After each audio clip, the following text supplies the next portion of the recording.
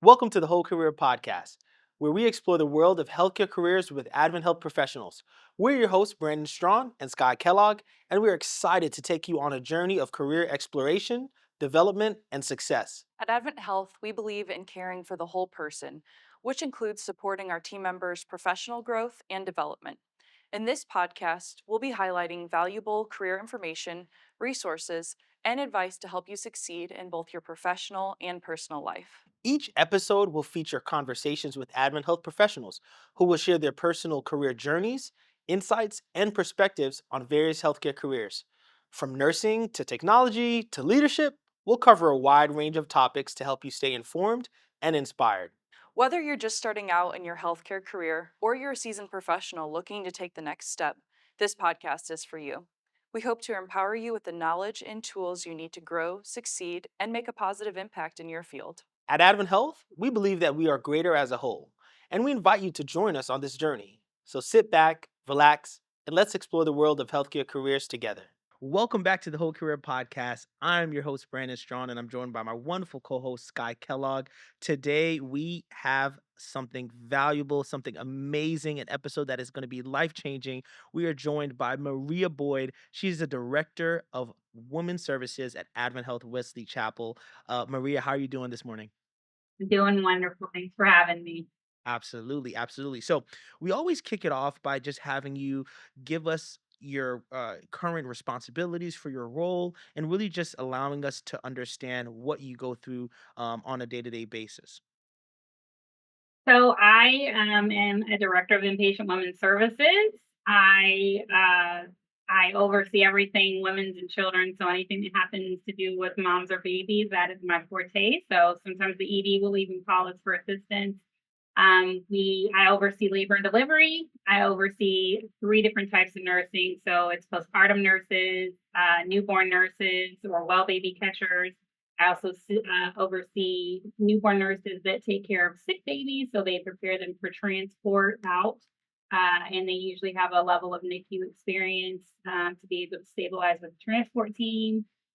We work closely with the EMS services and transport and the ED, and then other facilities, obviously, that we have to transfer to. I do a lot of the hiring and onboarding for all of our unit. I work closely with the physicians, the anesthesiologists, any of the new midwives that are starting, and NPs, nursing staff, surgical techs.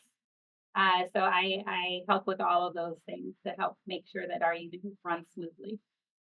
Okay, so Wow, yeah, that's an extensive list. yes, yes. And based on that answer, I'm actually thinking this may have to be a series, a Yeah, series podcast I episode. think so. Like we may have to break this up into like three different podcasts. That's wonderful. Thank you for sharing that. Yeah, absolutely. And obviously, with so much responsibility, if you could, Maria, just tell us how you built up um, to this place in your career. How did you end up as a director of women's services?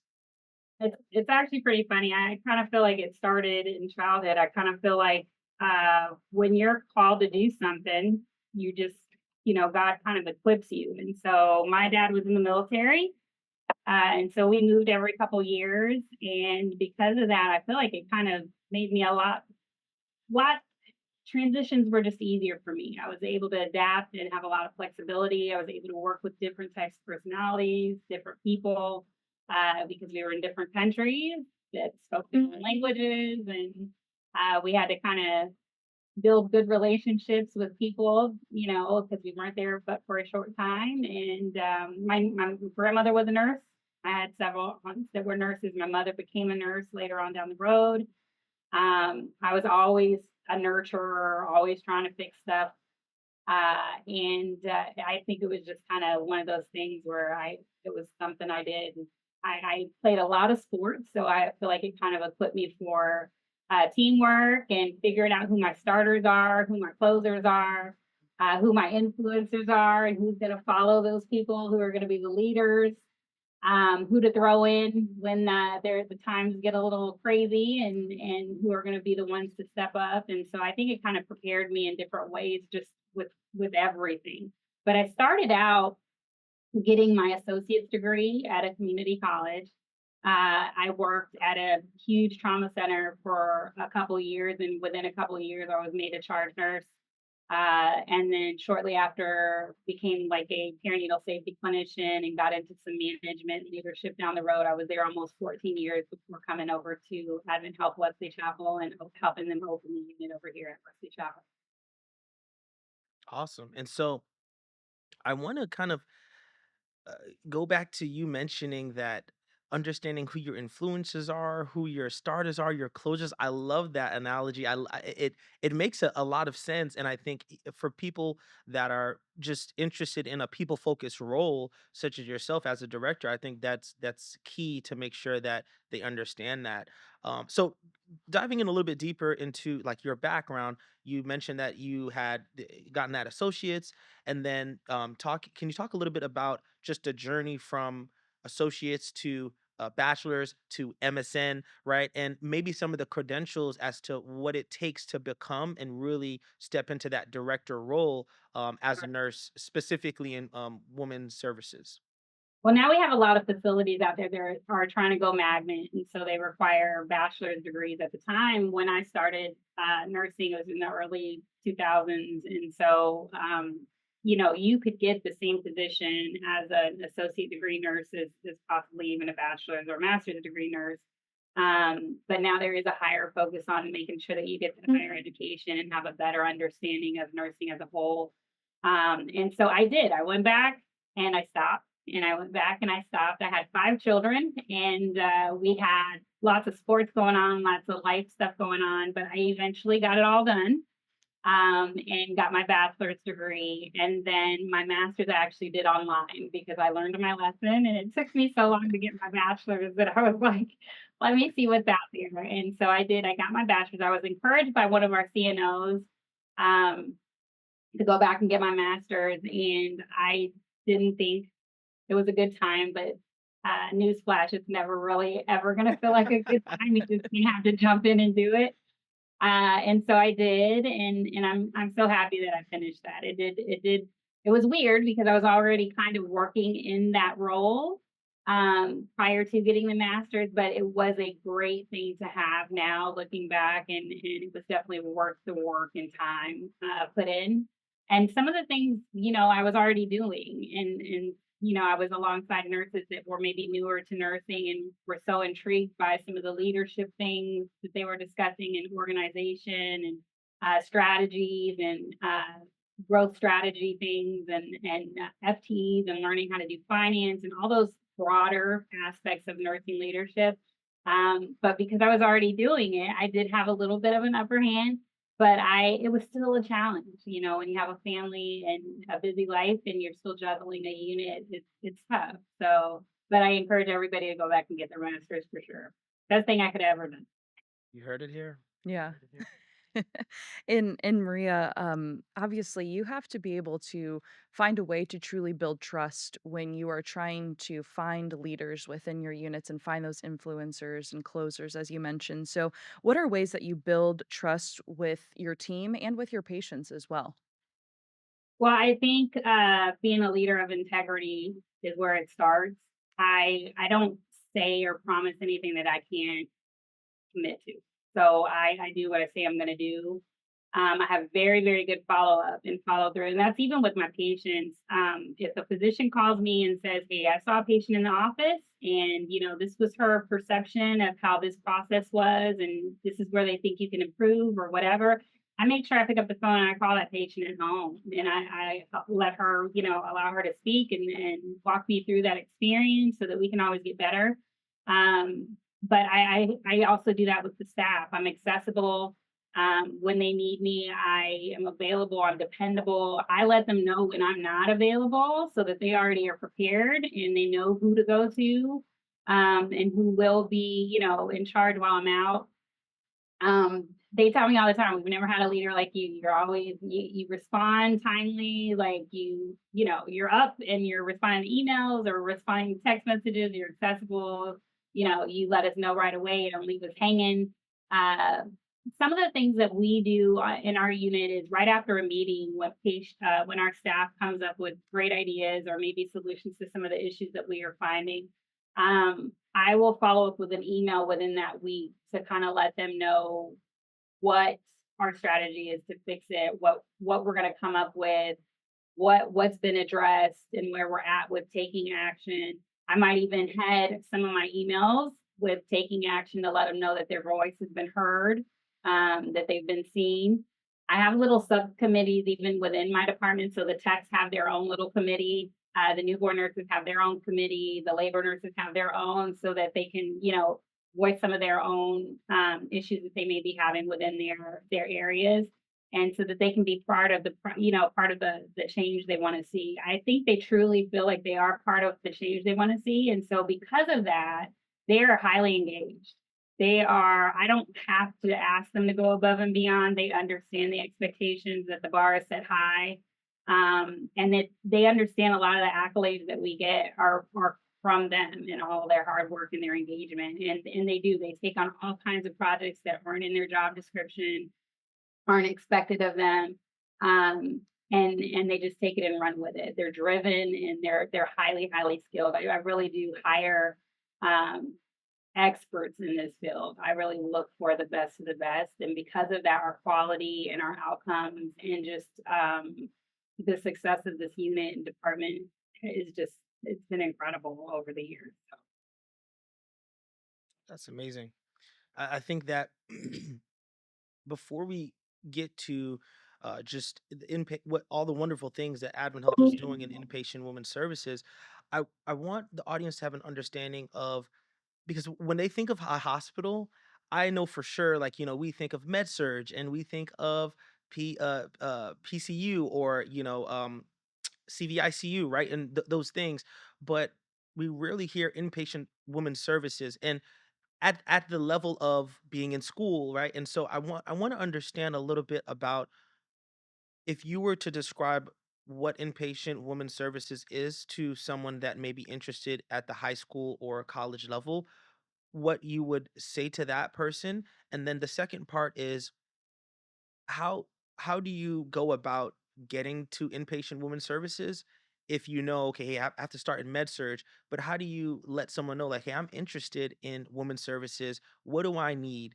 to do that? So I know that's a two-part question, I but get uh I know you can knock it out the park, so. I got you. I got you. So I think that if you're going into a smaller facility, it is a little bit harder to transition into inpatient women's care. And the only reason why is because the volumes are low. So you want to hire people that have experience somewhere else where they've had experienced the volumes and worked different areas within OB.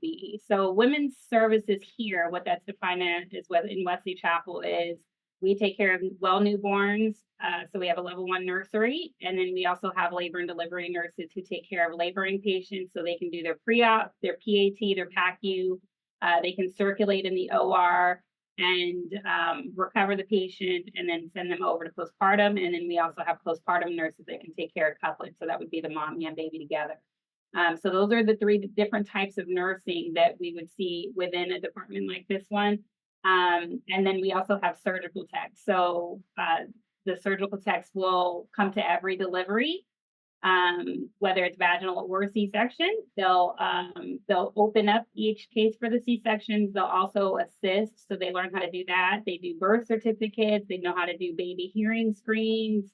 So they get to do a lot of the hands-on patient care as well. So that's a different type of surgical tech role. If someone is interested in coming to a facility more like ours, they would probably need experience at a larger facility first.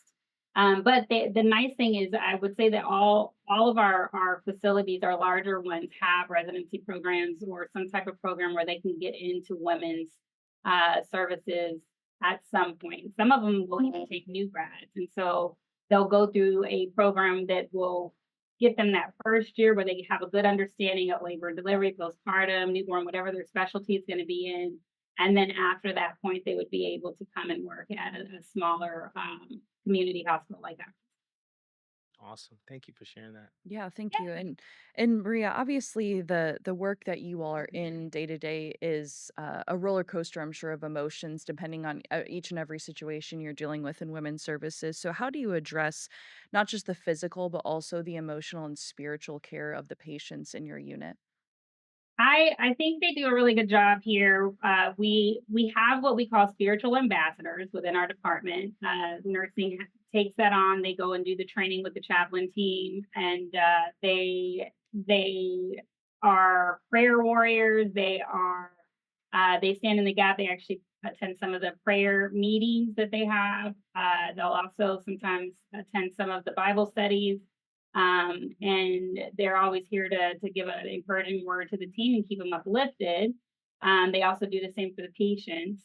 I think we do a really good job of following up with patients after they go home. So there's tons of education for a new mom prior to her going home, and so it can be very overwhelming.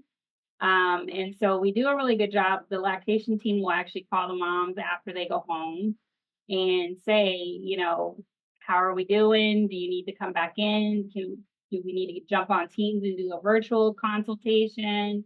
How are you handling things? Are you overwhelmed? They'll do a scale on them to see if there's any hints of depression or postpartum blues or they're at risk for anything. So they really try to make sure they're taking care of the whole patient. And then my leadership team actually does a discharge follow call as well, just to again circle back, check on the families, make sure everything's going well, make sure they still understand the risk factors, the things to be looking out for, the things to bring the baby back in for, or things that they may need to come in and CPC for, or follow up or consult the physician for. So we try to really make sure that the patient feels like they're supported even after they leave, and that we're here and open 24/7 and as a resource in case they need something. They find themselves overwhelmed or in a bind, need to talk to somebody, may need to have some counseling, or even have medications for depression and things of that sort post delivery, just to help them get through uh, that time. They're full of hormones, and they've got lots of roller coasters going on, and they've also met their new boss who, they don't control anything anymore, have control of your life anymore.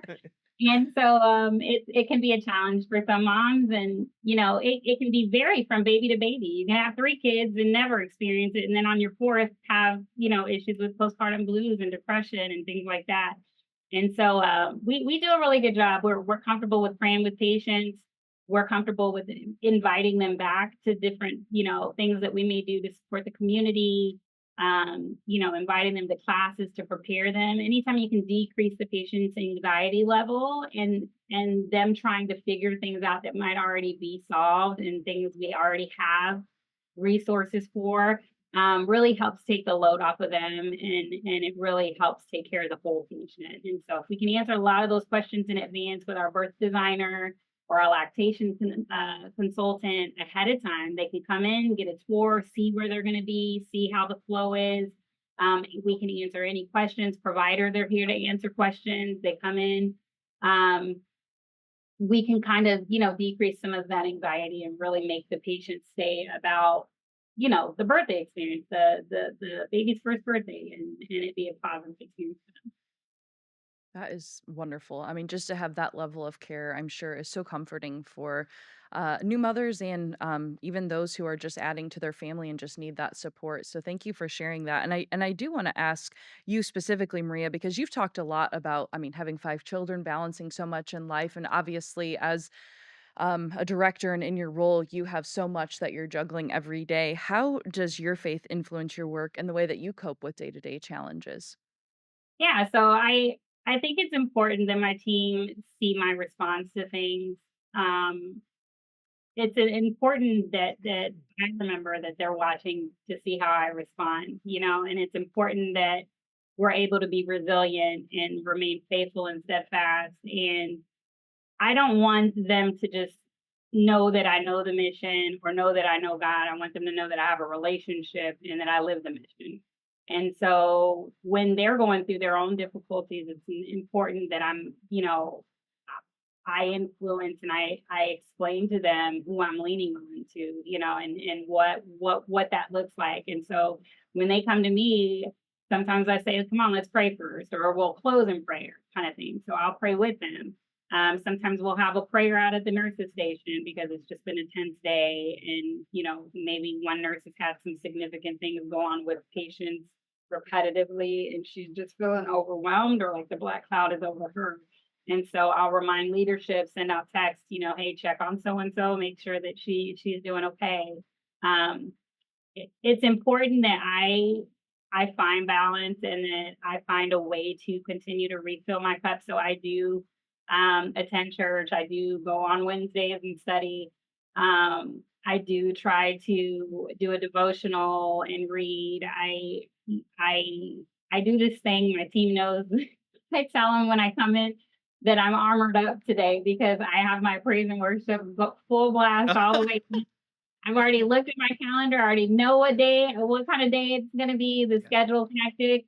And so I call it getting armored up. Like Yeah. I'm getting ready to come in and get ready for all the little challenges or the little battles we're going to have for the day. And so they giggle, but I'm transparent with them. And so they know some of the challenges I've had in my own personal life and even health things, I'm open about. And uh, they I want them to see, I want them to I want to be the example. I want to show them that, it's we all have things. I have a daughter who's 27 who chose to move to Arizona. I'm not happy about that. I have, another one that I just moved into the dorm. I'm happy about it, but of course it's still stressful, she's a little teary lately. They know about my dogs that are running away all the time. I mean, they know all kinds of stuff about me. And so it's important to show them that I'm still a real person. I still have lots of things on my plate. But we, we've got to trust and believe that if we continue to work together as a team, we keep it positive, we come in with a spirit of gratitude, that we can pretty much get through anything, any survey, any challenge, anything going on with patient care, any, tough days with providers or vice versa. We're going to get it. We're going to get it done. I love that. Hmm. I mean, I'm no nurse, but if I was, I would be looking to work for you. Yeah. I think that you Agreed. encompass a lot of what people forget about being a leader, which is just that people focus, agile, transparency, of course with boundaries. But I think you mentioning that you want them to see that you are just as human as they are. You understand what they're going through, and especially even you talking towards what you all are doing for the nurse, sorry, not the nurses, for the patients. If they're pouring out, they need someone else to pour into them, and and it just keeps continue, right? And so, I love it. I love it. And in talking about some of the challenges you just mentioned, or things that can be challenging, the surveys, right, and things like that. What are some of the biggest challenges that you all face in inpatient women's services, and how are you guys addressing them, at this time or in the past? So it's tough. I oversee a department of 88 women and one man. And, women, we just wear lots of hats. There's just no way around it. There's no easier way or tougher way to say it. We wear lots of hats. We're juggling doctor's appointments and children and house duties and, you know, serving our community and helping with church and all kinds of things and helping the schools and all those volunteer things and trying to still be present at games and whatever extracurriculars there are, and then still trying to be available to our team. And it's just I cannot stress enough how important it is that we've got to keep our find some source to be able to refill our cup. If we're empty, we don't have anything to pour into anybody else. And I try my best to do a good job of listening, give them the attention that they need, be accessible, be quick to respond, show them that we're a family. I hate when when someone's going through something and no one knows, and I'm like, oh, they must really be having a tough time. And I want them to see that I can walk in grace, that I can walk with some patience, and some understanding. And I'm going to ask first, hey, what's going on? Like, tell me what's going on before I'm like, what on earth? Yeah. Yeah. Way. We just have a lot of stuff going on. Our toughest thing in Wesley Chapel, I would say, is that we've got lots of growth going on. So we need some more OBGYNs. OBGYNs have been very hard to find and recruit. And so the great thing about, my role is that if I can hire nurses that can adapt and be flexible, and I can remain flexible and adaptable, the impacts of the changes and the ebbs and flows aren't as frustrating or overwhelming. Um, because I've already prepared my heart for that, because I'm already ready to adapt and be flexible and understand that. But I think that sometimes, we can be very type A, and sometimes we think we're in control, and we all know that God is in control, and we really don't have any control over anything. And so if we can just kind of go with the flow and trust that it's going to work out in the end, I think that it sets us all up for success. And you know we're still encouraged in the end. But yeah, the OBGYNs, it's just a national shortage. It's something that everybody's feeling the pain with. And so although we have people that want to deliver with us, and they're calling all the time to try and figure out how to deliver here and how to get in with an appointment, we do need physicians. Yeah. And Maria, do you have any insight to share or any assumptions as to why that shortage is and what's being done about that, if anything, nationwide? Um, I think there's lots of retirement and a lot of people not going into OB. The cost of malpractice is up there. And then there's also that um I you don't have to be an OB to know that when you're sitting in your living room, there is constantly a commercial on about, did you have a timely C-section? Did your birthing experience go the way that you want it to go? And so sometimes it can be a very stressful area to work, because last data or statistics that I had heard a couple of years ago was like 33 or 39% of OB or of malpractice is OB related. And so it can be a challenge working under that kind of pressure with the kind of hours that they work. They're up all night. Babies come when they want to, right? And so we can schedule all of them. And so it's a tough job, and they have a lot of responsibility. And so I can understand why some would say, oh, they've got to really, really love it to stick with it. The OBGYNs that are still hanging out there. And so it's up to us as nurses in the facility to really support them and really try and make as many accommodations as we can for them, because there's a shortage. And so we have got to figure out how to not only recruit them, but get them to stay, and help them to feel like they're supported and that they're heard, and that we value them, more importantly, because the patients value them, and that relationship is like no other. Yeah. It doesn't matter how many children you have. Every baby is different. Every experience is different, and we're blessed enough to be part of that experience for the patient. And what better thing to do than be an OB? But unfortunately, there's those other sides that people don't think about, that can be very stressful for the provider. Yeah. Awesome.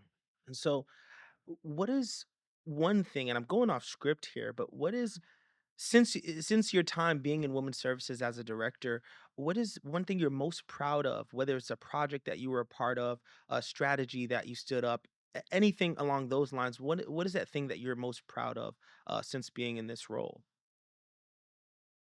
So Wesley Chapel, we've won several awards. We've been, U.S. News Top Maternity Unit several times. In 2022, we received the lowest C-section rate in the state of Florida from the Florida Hospital Association. Um, we've done a really good job being recognized in the community, and the community has come back and made sure that they fill out surveys and really rated us high as far as Women Choice Awards and things like that. Um, my biggest thing would be that despite the changes in the area, we have really kept our team together and the core group together. I have probably 20 nurses that have been here over 10 years, and we've only been open 12 years. So That's amazing. that's important to me. That is a lot, and I want them to know I'm going to do something for them. I'm going to advocate for them. I'm hearing them, um, that we're going to figure it out. And they've been at the core of a lot of the success. Over half of our nurses have been nurses over 15 years. And so you just can't get that kind of expertise. And so I've been really blessed with the recruitment and the types of nurses that we've been able to retain here. Because that also keeps your risks very low. It helps your doctors feel like they're being accommodated because they're working along somebody who is highly skilled, and an expert in their area, and can anticipate their needs and can speak to the processes to the patient, give the patient comfort because they're walking in boldly and confidently in their skill set, and can tell them what to anticipate and all of those good things. And so I think it gives the doctors an extra pad of security that they can rest. And we will call them, and it helps to with better working relationships. It's very hard to sleep if you got one eye open because you're all your nurses, half of your nurses are brand new straight out of school, Right, Yeah. right, So right. it's hard not to micromanage as a provider, or as a team, if a lot of your team is inexperienced. So finding that balance has been a huge deal for us. So we've been able to maintain that, and I would say that's probably the biggest thing here is keeping those experts here and finding a way to make sure that this is the place they want to work and continue to work. Yeah. So what I'm hearing is we need to give a huge kudos and shout out to WFD Talent Acquisition. You guys are doing a great job at filling these roles. Obviously, I used to work for WFD, so I am biased. But that's awesome. I think it's that story is those stories and the TA team hearing about that and hearing about it in that way, not only like, hey, we just need you to fill roles, right? As a lot of corporate recruiting spaces are like that, and even are like, right, they're very driven in that way. But understanding why you're filling this role, how this is helping, where this is going, and understanding that you filling this role with someone that is quality is going to have this effect in this hospital and do that. I think the way you explained it as someone who recruits, it's very valuable to know that piece, especially when we kind of get burnt out trying to find good people. So I appreciate you sharing that. Yeah. And as we grow and get busier with our volumes, I feel like the team maintaining the culture is going to be so important. I want to make sure that this team stays strong, highly skilled, that the culture is good. We continue to have great outcomes. The accolades are all fine and great, but really at the end of the day, we're all here to do a good job for the patient. And so it's important to protect that. And I want to make sure that we continue to get the right people in here, and that they are truly the right fit, because it's just impactful and it just trickles down to not just the patients, but throughout the provider satisfaction, the staff satisfaction. Everybody wants to come to work when they love the peers that they work with, right? And they love the This is true. culture. And the patient feels excited to be here because everybody loves what they're doing and they seem excited to be here and love what they're doing. And the docs want to come in because they trust that that nurse called them in, because they know that that nurse is not going to call them unless they need them. And so there's a good trust and collaboration amongst the entire multidisciplinary team, and I think that that's key for the success of the unit. Thank you, Maria. And Maria, as we come to a close of this episode, are there any last thoughts or key takeaways for our listeners that you would like to share today? Start somewhere. I mean, I started in a CNA program at my high school, Wow. and it exposed me to nursing. It exposed me to nursing home care and the elderly. It exposed me to vital signs, just the basics. I joined a HOSA club, which was a nursing club in high school. And I never could figure out why I really only wanted to do a great job in the classes that I was interested in, which was science and anatomy and physiology and biology. Anything science, I was fine with. Everything else, I was pretty mediocre and probably But just encourage people to find something that they love and then just, branch out on that. I can't stress that enough. Because it was just those little seeds that were planted that really helped um give me confirmation that I was exactly where God wanted me to be. Wonderful. Well, Maria, thank you for your time. We are both so grateful that we had the opportunity to chat with you today and to learn about the wonderful impact that you're making at Wesley Chapel, but not just there in the facility, your patients and beyond in the community. One thing that I just want to thank you for is your focus on retention and keeping your team members there, and that's because of your intentional leadership and your care, and obviously your positive light that you bring every day to your facility. So thank you for all that you do, and for everyone on your unit, all within Women's Services. We thank you all because we know that is very difficult work. But thank you for listening to the Whole Career Podcast. We hope that you subscribe and listen, and please let us know who you would like to hear from next. But until next time, take care.